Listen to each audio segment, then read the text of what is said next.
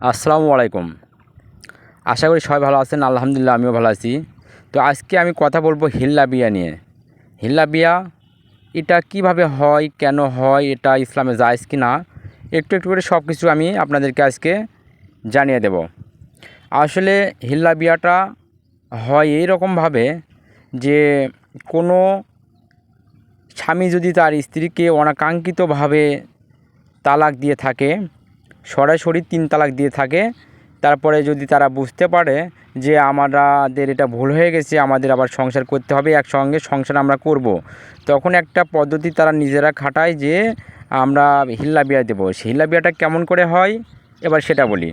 হিল্লা বিয়াটা হয় এইভাবে যে যে স্বামীর সঙ্গে ডিভোর্স হয়েছে সে পরবর্তীতে অন্য আর একটা ছেলে সাথে বিবাহ দিতে হবে এইভাবে শর্ত অনুযায়ী যে আমি তোমাকে দিয়ে আমার ডিভোর্সি বউকে বিবাহ দেব।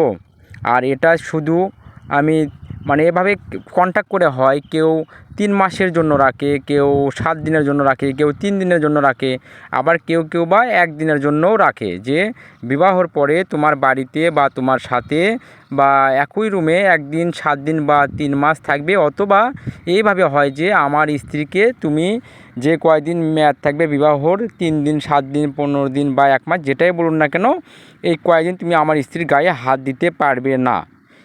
তার পরবর্তীতে যখন এটা বিবাহ হবে 1 দিন, 3 দিন, 7 দিন হয়ে যাবে, তারপরে সে তার যে নতুন স্বামী সে আবার ডিভোর্স দেবে। তারপরে যে আগের যে স্বামী ছিল, প্রথমে যে ডিভোর্স দিয়েছিল 3 তালাক, সেই স্বামীর কাছে আবার ফিরে যেতে পারবে। এটা হলো হিল্লা বিবাহর এবং কিভাবে হয় এবং হওয়ার কারণ হলো এটাই। এখন বলি যে ইসলাম এটা সমর্থন করে কিনা।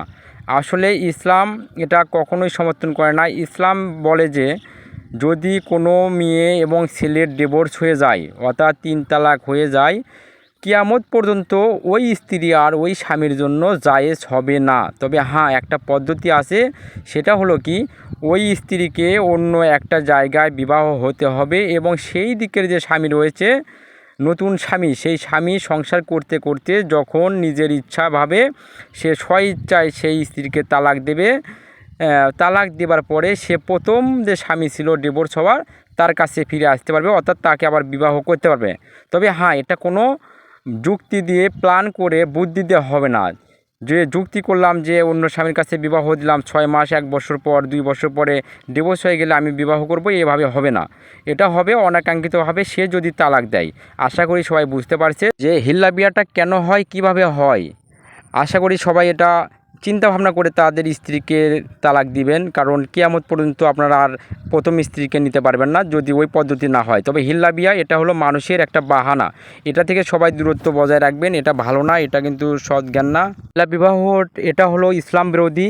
এটা আপনারা যারা হিল্লা বিবাহ দিবে, যে হিল্লা বিবাহটা করাবে এবং যে করবে এবং সেখানে যারা সাক্ষী থাকবে, যে হুজুরেরা থাকবে, সবাই কিন্তু পাপিষ্ট হয়ে যাবে, কারণ হিল্লা বিবাহর কোনো অপশন নেই। যারা এটার সমর্থন করবে তারাও পাপী হয়ে যাবে। আশা করি সবাই বুঝতে পারছেন। এই হিল্লা বিবাহ থেকে সবাই দূরে থাকবেন। এটা একটা মানুষের বাহানা, মানুষের তৈরি একটা আলোচনা মাত্র।